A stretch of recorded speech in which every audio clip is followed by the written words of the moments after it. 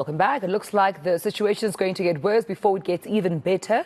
Some experts are predicting the petrol price could rise by R2.50 next month, and this will also have a domino effect on food prices, which are already sky high. So for more on the fuel price, we're joined by Automobile Association spokesperson Layton Beard. Layton, always a pleasure talking to you. Thank you so much for your time this morning.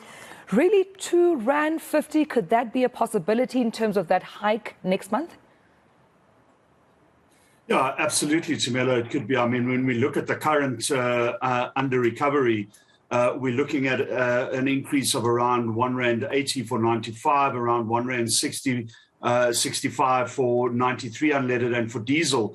On top of that, you've got to then add 75 cents, and that comes from the fact that the R1.50 relief that government gave is going to be halved in July. It's obviously going to be taken away in August. But you add that to the figure of R1.86, R1.66, and certainly in the case of 95 unleaded, you get above R2.50, and very close to it for 93. And that's just going to push the prices of all fuels incredibly high. I mean, you know, we're already in record territory. We've been so for a couple of months, and it's just going to put added pressure on already embattled consumers. Yeah, and let's talk about those embattled consumers. I mean, what's the domino effect here? I'm sure we've already heard the story, but we need to re-emphasize it, because I was at a grocery store, Layton, and I think I was in the aisle, the cooking oil aisle, and, you know, other ladies were just like, geez, really, this number is not moving. This price tag is not moving. It seems to be actually getting worse. So what's then the overall impact then on consumers?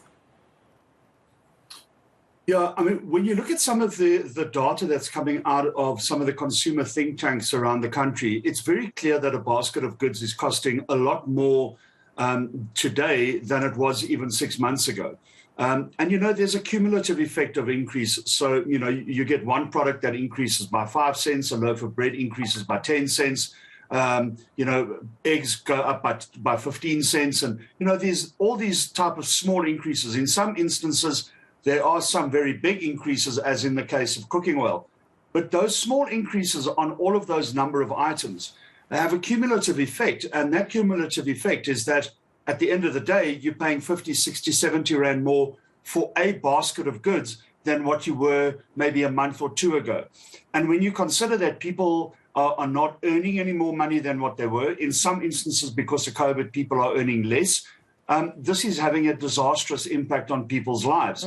So people are having to go back and have a look at their budgets and see where there are places where they can actually you know, reduce their expenditure.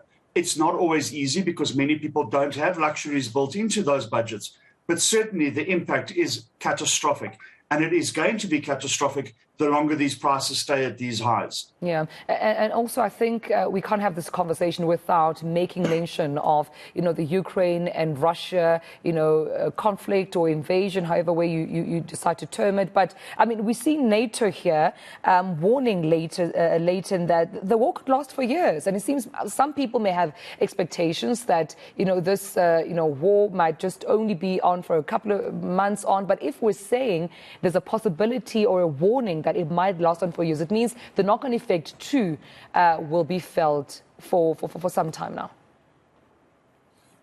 Yeah, I mean, Tamela, absolutely correct. I think, you know, when you look at the Ukraine conflict, it's had a very significant impact on local fuel prices. It's had a significant impact on fuel prices internationally. You know, people around the world are going through the same type of high record fuel prices that we are in South Africa. And in many instances, people are also experiencing similar pain in terms of cost of living increases. And the longer that conflict drags out, the longer we are going to be stuck with these supply and demand issues that conflict is creating. And the longer we're going to be stuck with these very high oil prices as a result of that. So yes, it's in everybody's interest that the Ukraine conflict is resolved as soon as possible. But yes, as long as that is continuing, and as long as the South African rand remains relatively weak against the US dollar, the current situation that we have is not going to be eased very soon. What we might see is a tapering off of increases, but tapering off of increases from a really big high is not going to make a massive difference. I think what South Africans are looking for is some sort of sustainable long-term relief that actually brings that fuel price back to what it was, say, in for instance, January or sometime in the middle of last year. And is that relief actually possible? You're absolutely right. I'm sure they want to know if there's any way government can intervene. Is there anything anyone really can do to assist them? Because the cost of living continues to go up, but we all know that their salaries are not increasing, South Africans. As a matter of fact, most are losing their jobs. Most have to, either lay off people at work. Businesses have to lay off people.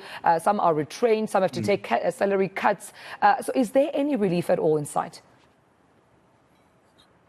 Yeah, I mean, Tumelo, that really is the $64 million question, isn't it? And, from the AA's point of view, we've been saying this for a very long time. We write about it all the time. Our CEO, was quoted last week as saying exactly the same thing. There are two things that we think are absolutely vital. That is, one, we need a review, a proper, thorough, deep review of the fuel price, interrogating all the components of the fuel price, understanding whether the import parity price, which is the price that you pay to bring the fuel into the country before any other added costs, is calculated correctly and is reflected correctly in the basic fuel price. For us, that's an absolute necessity, and that all those components on the fuel price are audited to see whether they are A, necessary, and B, calculated correctly. And then there is a huge need to look at government appropriation of money.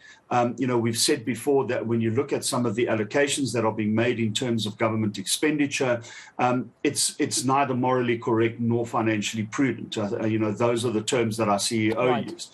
And when you look at that expenditure, you begin to raise questions about where government is collecting money. So that for us is a very important factor.